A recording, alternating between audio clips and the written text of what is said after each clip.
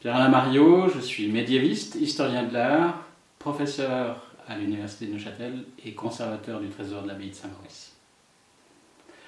Le projet Opus Aganum est un projet de grande envergure qui rassemble plusieurs spécialistes, historiens de l'art, héraldistes, spécialistes du bois, conservateurs-restaurateurs, archivistes, et qui porte sur l'étude, en vue de sa restauration, d'un des reliquaires les plus importants du trésor de l'abbaye de Saint-Maurice.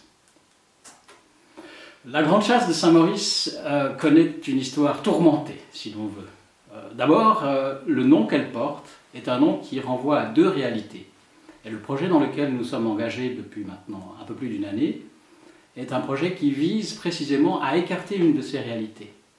Les deux réalités en question sont à quoi fait référence le nom de Saint-Maurice. Est-ce le lieu dans lequel on se trouve ou est-ce le saint qui serait conservé dans la grande chasse? Un des enjeux de l'histoire, de raconter cette histoire, c'est précisément de retrouver à quoi réfère cette réalité très précise. Alors habituellement, on part du principe qu'un objet a été réalisé dans un temps et dans un lieu donné.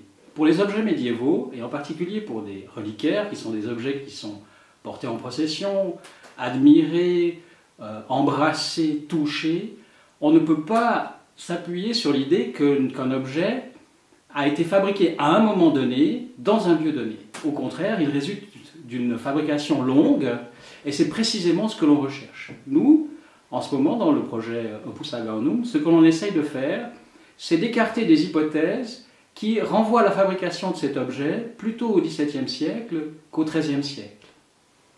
Les seuls moyens que nous pouvons mettre en œuvre pour affiner l'hypothèse, c'est d'observer l'objet. L'observation de l'objet, l'observation matérielle, la manière dont il est construit, la manière dont il est fabriqué, la manière dont les plaques d'argent doré sont ciselées, tout ceci sont des indices qui nous permettent d'écarter petit à petit des hypothèses de travail quant à la date de l'objet.